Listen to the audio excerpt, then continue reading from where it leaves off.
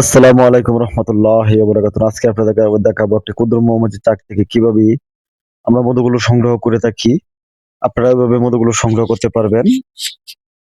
এখানে আমরা এই মৌমাছির চাকটা যখন মধুগুলো খোলার সময় হয়, তখন আমরা কিভাবে মধুগুলো খুলি, আপনারাও এভাবে মধুগুলো খুলবেন। এভাবে মধু খুললে লাভ কি?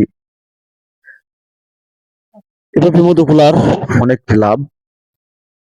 আপনি ফিতাগুলা না কেটে মধুগুলো খুলতে পারবেন।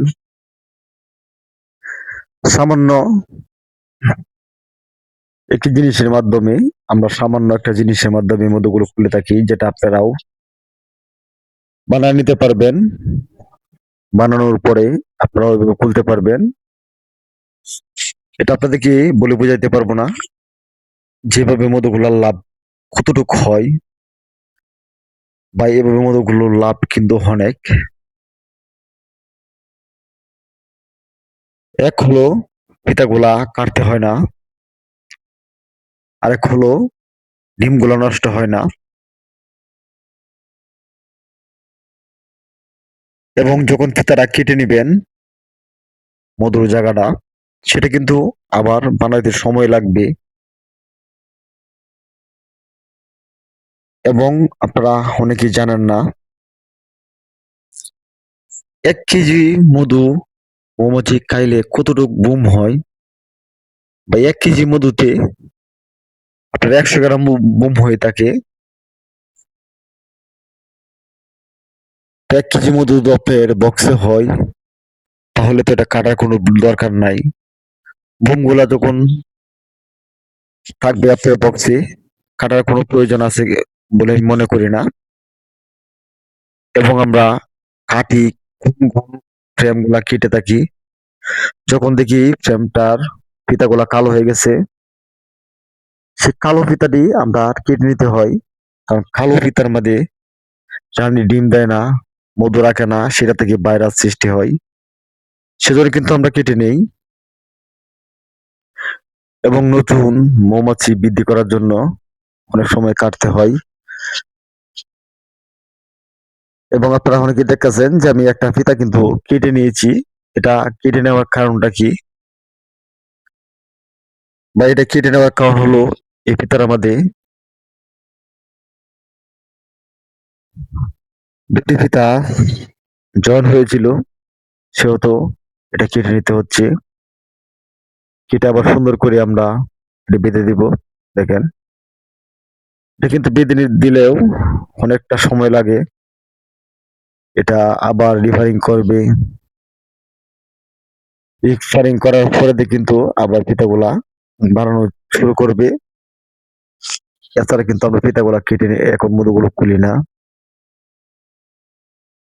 তা আপনারা কখনো খুলবেন না। যদি আপনার মৌমাছি পালার আগ্রহ থাকে, তো অবশ্যই বলবো চ্যানেলটি সাবস্ক্রাইব করে আপনার স্বপ্ন পূরণ করতে পারেন আমার চ্যানেল থেকে। কারণ আমাদের এই চ্যানেলে পেয়ে যাবেন মৌমাছি ধরা কিভাবে সহজে ধরতে পারবেন, এবং কিভাবে আপনারা বক্স বানাইতে পারবেন, কিভাবে আপনারা কুইন গেট গুলা বানাইতে পারবেন, এবং কোন সময় মৌমাছির কি করতে হবে, কোন সময় মৌমাছি থেকে আরেকটি বক্স বানাইতে পারবেন, সেগুলা কিন্তু ইত্যাদি মৌমাছির সরঞ্জাম সবই আমাদের চ্যানেলে দেখানো হয়, বানানো শেখানো হয়। সেজন্য বলবো, যদি আগ্রহ থেকে থাকে তাহলে চ্যানেলটি সাবস্ক্রাইব করে রাখতে পারেন। না রাখলেও কোনো দুঃখ নাই, আপনাকে রিকোয়েস্ট করব না, এটা আপনার ব্যক্তিগত বিষয়।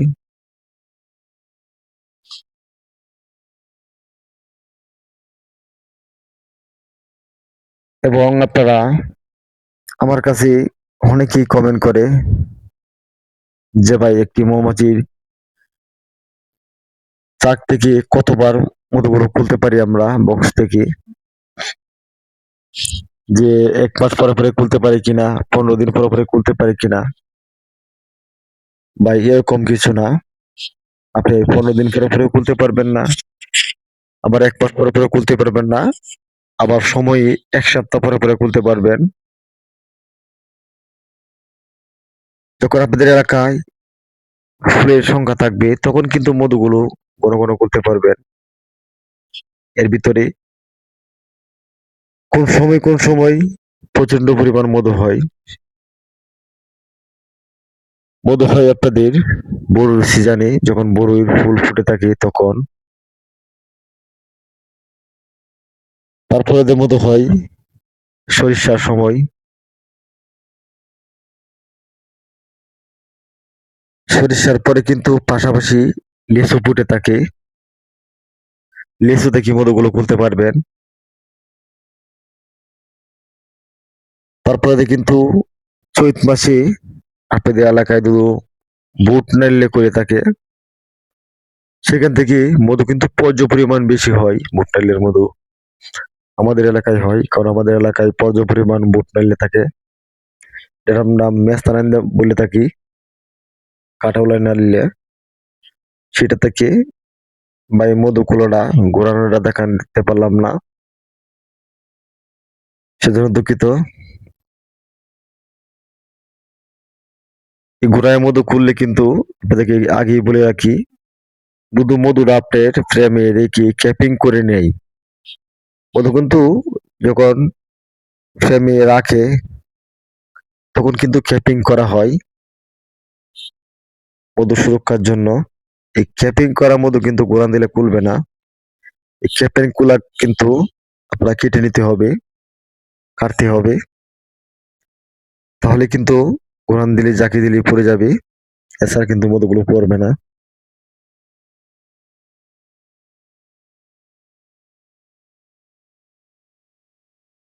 এবং আপনাদের এভাবে মধু খোলার অনেকটি বিষয় আছে। শুধু খালি ফিতা গোলার না। এভাবে মধু করলে আপনাদের বক্সে পর্যাপ্ত পরিমাণ মাছের সংখ্যা বৃদ্ধি হবে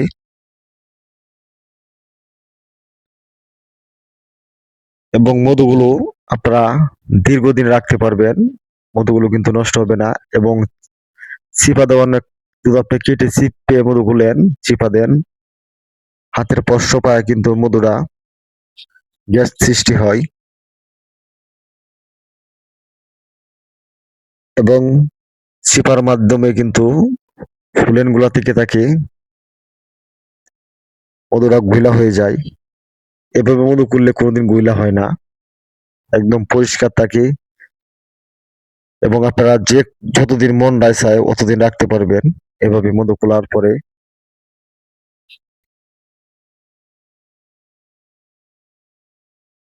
আজকে অনেক কথা হয়তো আপনাদেরকে বললাম, আপনারা মনোযোগ দিয়ে কথাগুলো যদি শুনে থাকেন এবং দেখে থাকেন তাহলে আশা করি মধু খোলার আপনাদের আর সমস্যা হবে না এবং এই বিষয়ে কোনো কমেন্ট থাকবে না। সে বলে আজকের পর্যন্ত হয়তো ভিডিওটা এখানেই শেষ করতে হবে। পরবর্তী দেখা হবে দ্বিতীয় পর্বে। ভালো থাকুন, সুস্থ থাকুন এই কামনাই করি। আমার জন্য দোয়া চাই, আপনাদের জন্য দোয়া করি। সে বলে বিদায় নিলাম। আসসালামু আলাইকুম রহমতুল্লাহি ওয়া বারাকাতুহু।